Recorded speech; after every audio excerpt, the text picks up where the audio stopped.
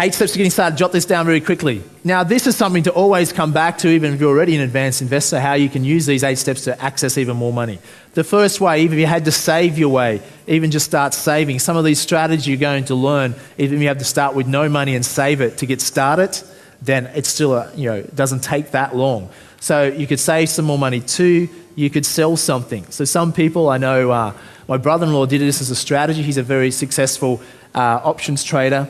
But he started many years ago and had a garage sale. Had no money, had a garage sale, sold some stuff and put that into the market and got started. Started a successful career by doing that. So, sell something. Maybe you have a spare car, spare furniture, spare boat, spare spouse, spare kids, whatever you can sell and cash in, okay? So 3 is your tax money. There's many legal ways to minimize your tax in this country. And the great thing about investing is that it can be a great tax benefit as well. It's not the primary reason you invest, but it's an additional benefit. Okay, so a lot of you, if you're paying a lot of tax, by investing, the government's going to pay off some of your properties and even share portfolios, etc., if you do it correctly. 4 is increase your income. Number 5 is OPM. What's OPM stand for?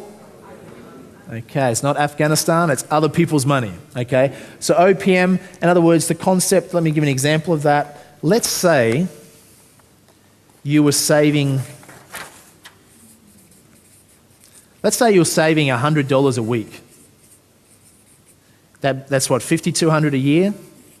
And let's say you wanted $20,000 to put into an investment strategy. That's going to take you, 4 years to save up. So you might be 4 years before you have 20 grand there to put into a particular investment. What you could do is you could get a $20,000 personal loan as an example, straight away, as an example. And that might cost you about $100 a week to pay off. So what you're saving just goes into paying that off. Makes sense?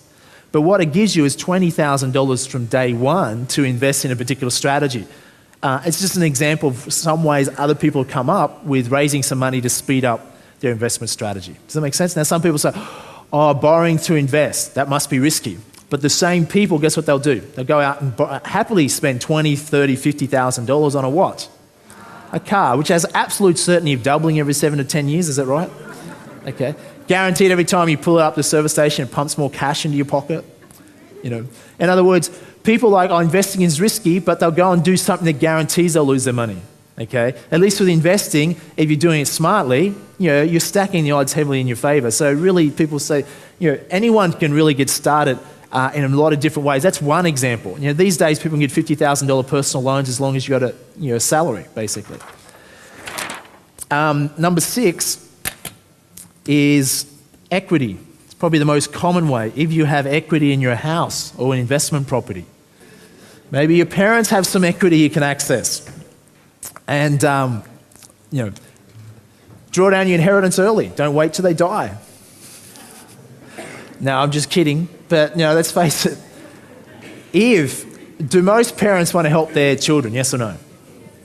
Number 8 is superannuation.